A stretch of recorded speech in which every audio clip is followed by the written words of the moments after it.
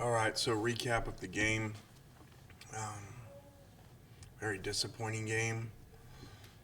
You know, really slow start, offensively especially.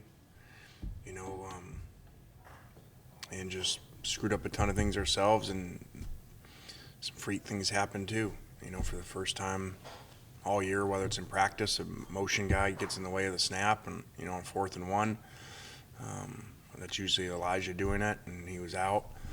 So that hadn't happened ever in practice or game with us this year or so, and left the ball down there another time with the missed call on communication on 4th and 1. So, all in all, I don't have it in front of me, but I think 7 turnovers, I think 4 not made, 4th downs, and left another one, and then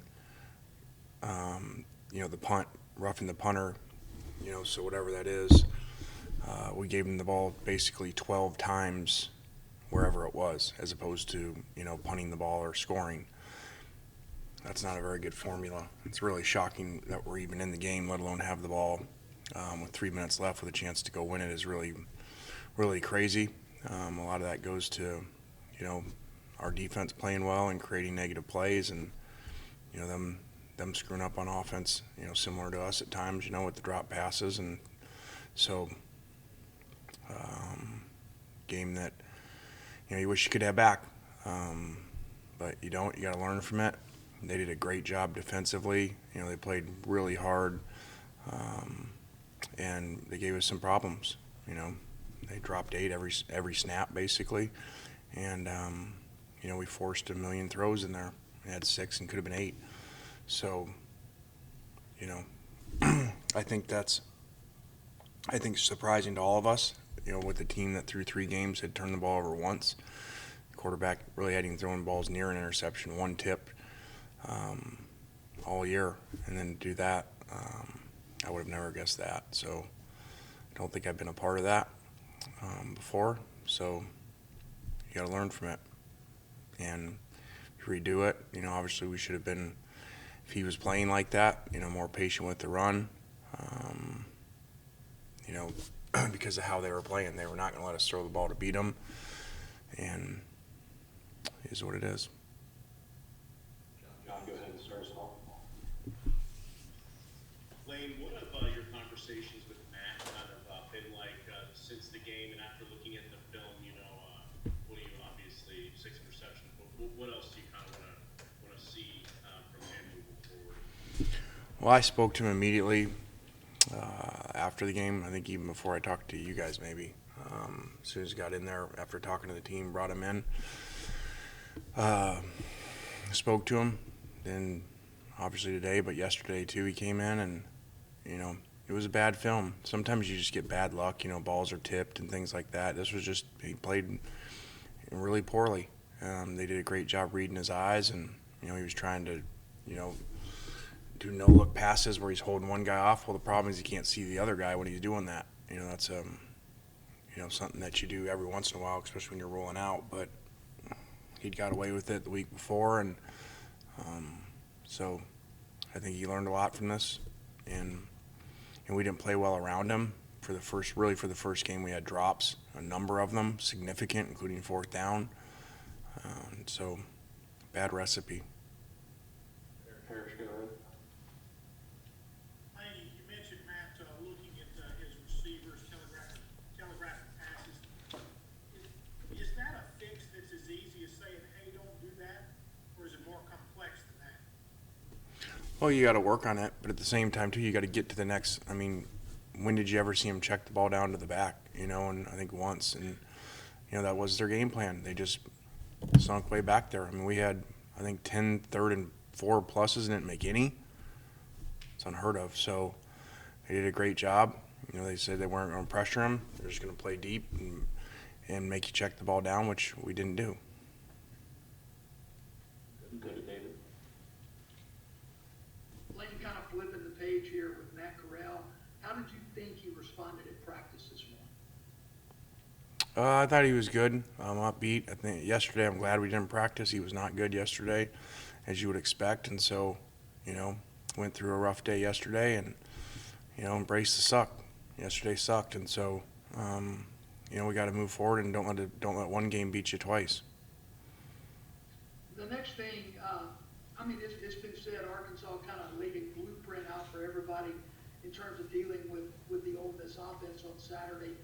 Does that put into the equation for you guys that you've got to add wrinkles, you've got to do things differently, you got to change some of the approach?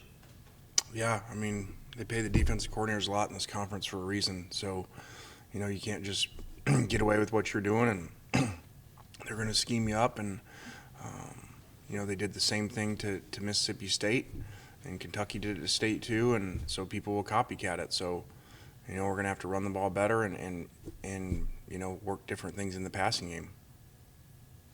Thank you. Go ahead.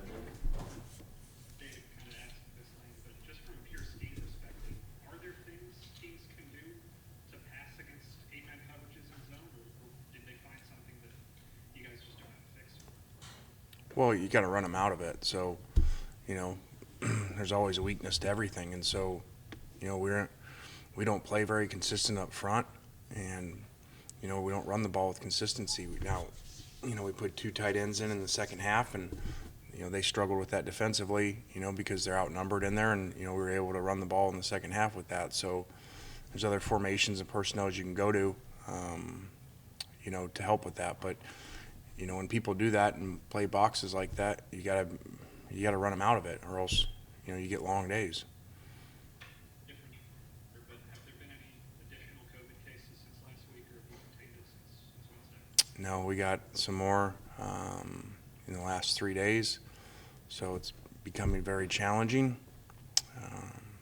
As you guys probably did math and figured out, we had 2 starters out last week, so this is not easy, and especially when it, for whatever reason, continues to hit us on defense.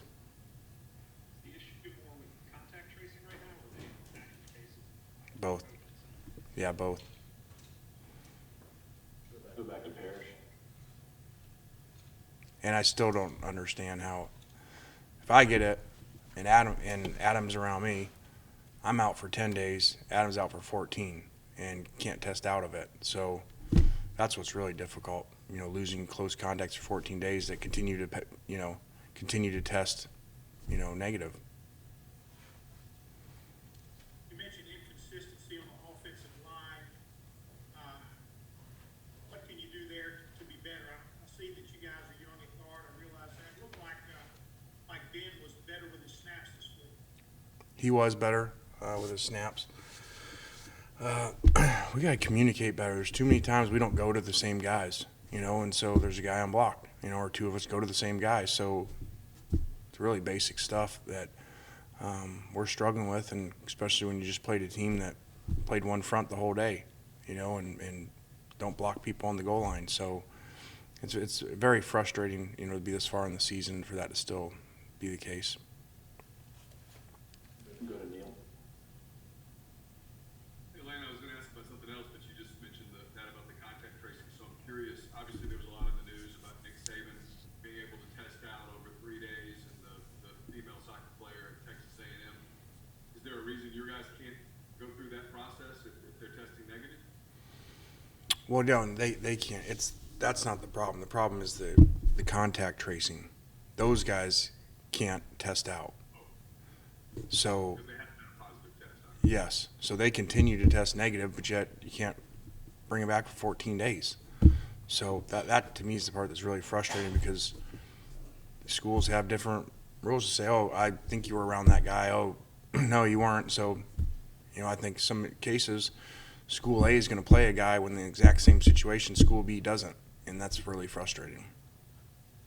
Along those lines, you obviously had to play some different people defensively at Arkansas. You seemed right after the game pretty overall pleased with the defense. When you went back and looked at film and talked to defensive coaches, was that still the same assessment?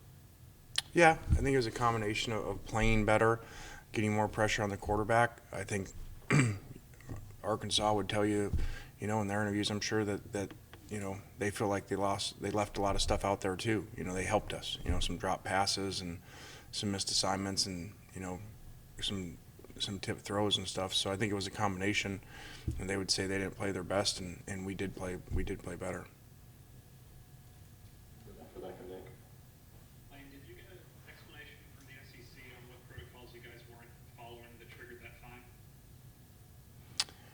Yeah, I don't know if I'm supposed to discuss that or not, so I probably shouldn't. But basically, we didn't, you know, have our mask on enough on the sideline, so which is challenging, you know, because you're trying to communicate with people and you're not used to it. And so I think I did a much better job and got a different type of mask that was more, you know, where it was harder to take off and instead of just sliding down. So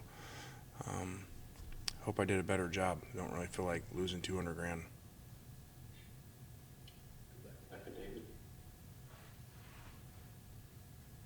Yeah, Lane, there's obviously been some questions asked about John Rice Plumlee and, you know, why you guys decided not to put him in the game when Matt was struggling Saturday, and I think you've answered those.